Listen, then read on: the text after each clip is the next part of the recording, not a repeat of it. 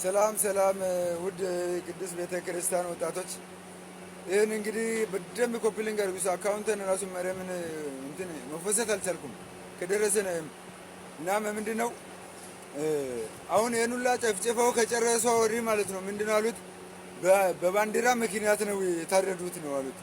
ደግሞ በኦሮሚያ ክልል ወጣቶች አሁን ሲናገሩ ባንዲራን አውጥተን ቆይቷል፣ ከቅዱስ ቤተ ክርስቲያን አረንጓዴ ቢጫ ቀይን አውጥተን ቆይቷል፣ ግን ሞታችንን ይሄ ባንዲራ አላስቆመም ነው ያሉት። ግን እነሱ ምን ይላሉ? በመንግስት ሽፋን የሚያደርጉት በባንዲራ ምክንያት ነው የተጨፈጨፉት ብሎ ነው የሚያስተላልፉት ማለት ነው። ይሄ ባንዲራ እንግዲህ በሌላ ቦታ ያውለበለቡ የሚጠቀሙት የጥቃት ሰለባ ሊሆኑ ነው ማለት ነው። የነፍጠኛ ነው የእንደዚህ ነው እያሉ የውሸት ፕሮፓጋንዳ ያሰራጫሉ። ኢትዮጵያዊነትን የሚገልጽብን በቃ አንጸባርቀው ኢትዮጵያዊነታችንን የሚገልጽብን የራሳችን የሆነ ነገር እያጥላሉ ነው። ለውጭ ዜጋ ሀገራችንን ሊሸጡ ነው። ኦርቶዶክሳውያን ንቁ! ለሀገሪቷ ዘብ መቆም አለብን፣ የአንዳንዳችን ወጣት ማለት ነው። ምክንያቱም ትናንትና እንዴት እንደነበረች ሀገርን እናውቃለን።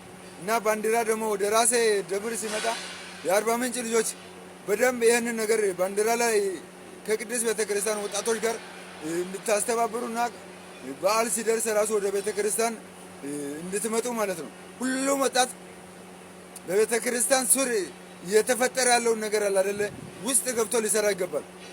ፖለቲካው ቤተክርስቲያን ውስጥ ገብቷል። ወንድሞ ንቃ! በየአንዳንዱ ቦታ ላለ አይደለ ወጣቶች ቤተክርስቲያን ካልገባ አባቶች ያልክ የምትወቅስበት ጊዜ አብቅቷል። እየዘመርንበት የምናስቀጥልበት ጊዜ አብቅቷል። ከዚህ በኋላ ለቅዱስ ቤተክርስቲያን እንደ ኢራን አለ አይደለ ወታደር መሆን አለብን። በቃ የቤተክርስቲያን ወታደር መሆን አለብን። እንደገና በንግስ ባለ እንኳን ኪሳችን እስኪገለበጥ ቤተክርስቲያን ብር የምንሰጥ አቁሙ። ለወጣቶች እናደራጅ። ለሚያስፈልገው ነገር እያንዳንዱ ድጋፍ ለወጣቶች ያስፈልጋል። ምክንያቱም ኪሳችን እስኪገለበጥ እኛ ለቤተክርስቲያን ብር እንሰጣለን። የቤተክርስቲያን ደግሞ መልሶ ለመንግስት ለመከላከያ ብሎ ለመንግስት ብር ይሰጣል። ያ መንግስት ደግሞ ቤተክርስቲያንን በድሮን ተነጣጥራ ቤተክርስቲያን ጥንታዊ ገዳማቶች እየተደበደቡ ነው ያሉት። ኦርቶዶክሳውያን ንቁ! ከዚህ በኋላ የዘመርንበት የምናስቀጥልበት ጊዜ አብቅቷል። ሀገርን እያጥላሉ ነው። የራሳችን የሆነ ነገርን የሚያስጥሉት ማለት ነው። ከዚህ በኋላ ዘብ የምንቆንበት ጊዜ ነው። ብዙ ጥቃት እየደረሰባት ነው። በአርሲ በወለጋ እንግዲህ ብዙ ጥቃት እየደረሰባት ነው። አርሲ ላይ ብዙ ጭፍጨፋ አካሄዱ ነው። ባንዲራን አውልቀው ከጣሉ ወዲህ ብዙ አመት ሆኗቸዋል። ግን ያም ባንዲራ በመጣላቸው ሞታቸውን አላስቆምም። አሁንም ግን የውሸት ፕሮፓጋንዳ በባንዲራ ምክንያት ነው የገደሉን ነው የሚሉት ማለት ነው። ከመንግስት አካል ሆነው በቤተ ክርስቲያን ስም አውቀው ይዘግባሉ ማለት ነው። እና ይህንን ነገር ልትነቁና ልትሰሩበት ይገባል። ሁሉም ወጣት ወደ ቤተ ክርስቲያን ሄዶ መደራጀት አለበት።